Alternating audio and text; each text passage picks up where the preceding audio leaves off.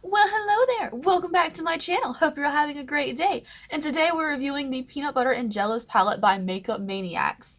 Now, this is an indie brand that I found on Instagram and decided to try them out. So today we're going to review this Peanut Butter and Jealous palette. So without any further ado, let's jump into the video. Alright guys, as always, all makeup on this channel is cruelty-free, and so is Makeup Maniacs. Also, this palette is cruelty-free, and it is a pressed powder eyeshadows, so they should not stain your eyes. So let's go ahead and get started talking about the palette. The palette is called Peanut Butter and Jealous, and this is the packaging. It is the same packaging on this sleeve that is on the actual palette itself, and it's really cute. Now, I don't know the names of the shades because there is nothing that tells you the names of the shades on any of the packaging, which I don't have an issue with, but I know some people like to know the names of each shade, but to me it's just like, you can point at the one you're using, you know?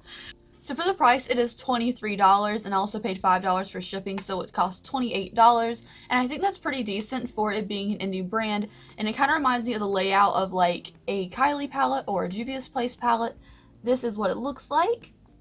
I like the colors in here. You definitely get like some of the peanut buttery vibes and like the jealous jelly vibes in here. I think it makes sense for the color scheme. Also, the packaging is just so cute. I love the title of this, and I love that it looks like it's written in peanut butter and jelly. Like, that is just so adorable. Am I the only one that thinks that's just super cute? Anyways, let's go ahead and get some swatches now of this palette, and then we'll do a look using it. So here are the swatches on my arm, and overall, all I did was like swirl in the pan and press down once. You can definitely tell where I pressed down and then drag it. I only did one swatch, and these are really good swatches, and they're very creamy. So especially this like lighter shade from the bottom row was so creamy when I swatched it, even though it's a matte. And then here is the one shimmer in the palette, which does look beautiful, but overall, fantastic swatches. So now that you've seen the swatches, let's move on to a tutorial, and I'll show you how I got this simple little look. Okay, so let's go ahead and try out the palette. This is so cute, and I'm very excited about it. I don't know what look we're going to do today. I think we're just going to try to put as many colors on the eyes so we can see how they perform as possible. So this is the palette, and we're going to start off with this first shade, which is kind of a sandy, cool tone brown. I'm going to take it on a decently smaller kind of blending brush. This one is BH Cosmetics V20, and I'm just going to kind of work this in the inner half of the crease. There's a small amount of fallout in the pan with this, but very minimal and enough that I can just kind of pick up with this tiny brush again. Next up, I want to dip into this kind of more pinkier shade of brown and do the outer crease area with that, just as like a start off color because it's not very dark. This appears to have like, it's not a shimmer, just like a couple of reflects of something sparkly in there, so a little bit of like glitter in the pan, but very minimal. It's still a matte shade. And I'm going to just tuck this in the outer crease.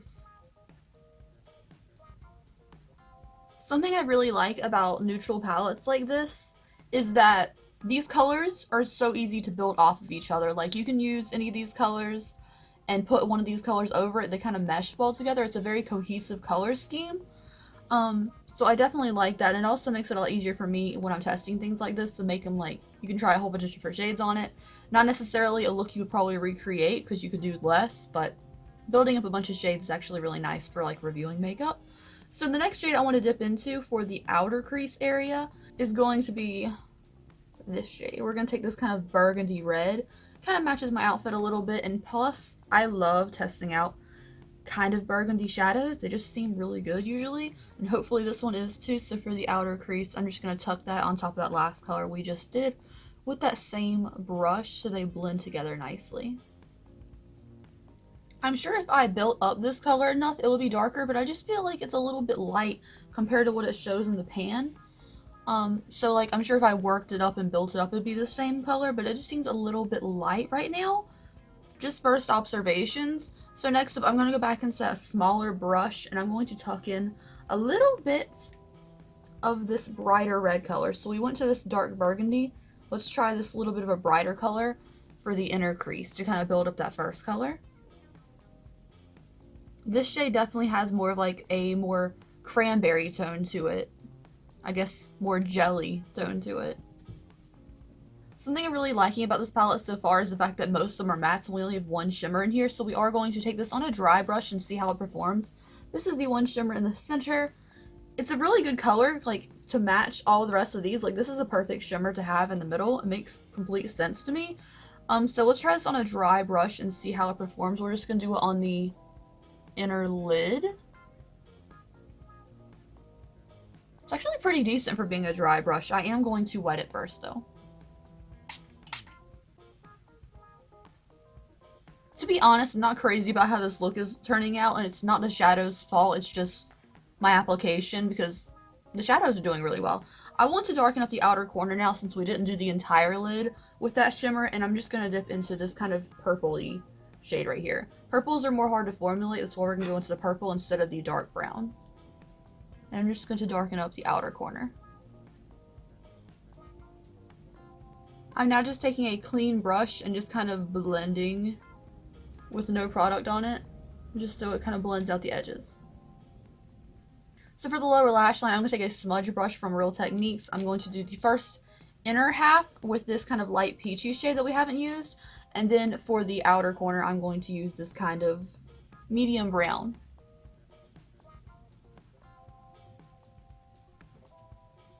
Look how red this eyeball is. My eyes are so sensitive today. I'm so sorry this eye is so red. This one looks normal.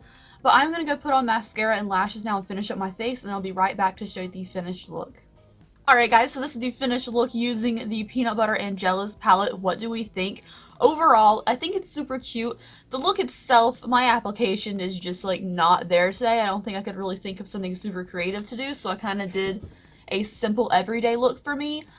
This is something I would just wear to the grocery store, honestly. It's nothing like, woo, fantastic makeup skills, but here we are anyways. We're just testing the quality of the shadows. So let's start talking about a breakdown of the palette and what I think overall. So first thing, the theme, Peanut Butter and Jealous in this packaging, super cute. I don't like the back of the palette. I think that's like kind of ugly, but that's just a nitpicky thing. The front is super adorable, and it doesn't matter what the back looks like. So for the price, $23, I think is a really good deal for this palette. It costs $23 and $5 shipping, so overall it cost me $28 for this palette, and I think that's a good deal, especially since indie brands like usually have a higher cost to make since they're not ordering 5 million of each palette, you know?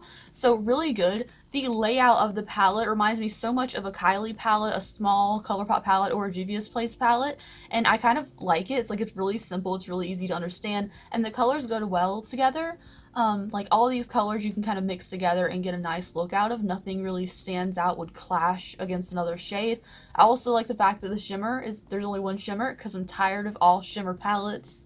And it's in the center, so it makes complete sense. Also, I feel like a lot of people rely on shimmers in their palettes, you know, for like making everything look really pretty.